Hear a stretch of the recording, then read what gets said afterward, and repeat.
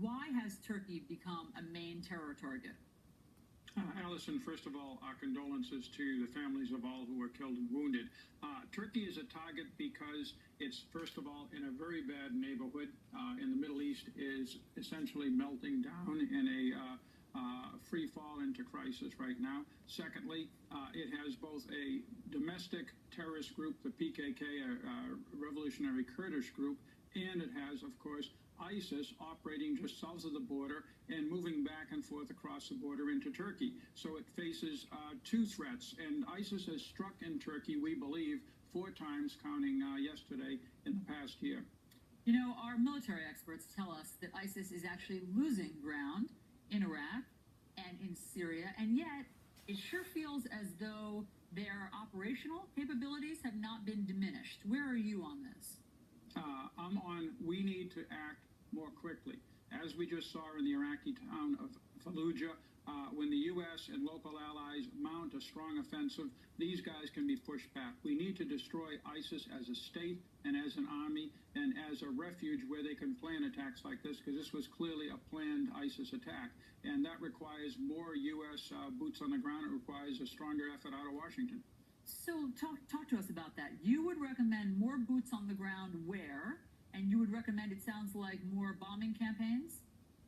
Well, certainly more aircraft, looser rules of engagement, more advisory teams, possibly more special forces raids, and perhaps some maneuver units, we call them, battalion size on the ground in northern Iraq to move forward against the citadel of Mosul, and in Syria against the capital of ISIS, Raqqa. Until these places are taken, ISIS is going to continue planning attacks like this and in Brussels. How many boots on the ground are you thinking? This is in the few thousands. We already have some 6,000 troops in Iraq and in Syria. They're just not able to be used the way they should be used, the way they've been trained. With those troops and some reinforcements, I think we could do this pretty quickly. And why aren't those troops being used the way you say they've been trained? There are some local concerns, particularly in Iraq, but a lot of it is this administration simply is very reluctant to commit American troops and to take casualties for almost any cause. Have you shared your feelings with the administration? Many people, including I, have shared our feelings with the administration over the past 2 years, including many people on the ground trying to do this job. And what's been the response?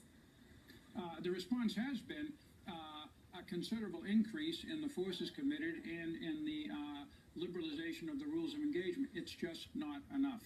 In other conflicts, we have used more liberal rules. We have employed people differently. We're moving towards that now. We need to move towards that even quicker, because attacks like this can have a tremendous destabilizing effect on stability of our allies and ultimately on the United States. So when Donald Trump says we need to be smarter and we need to be stronger, and he says we need to bring back waterboarding and we need to bomb the hell out of them, what is that message? How does that message resonate with you?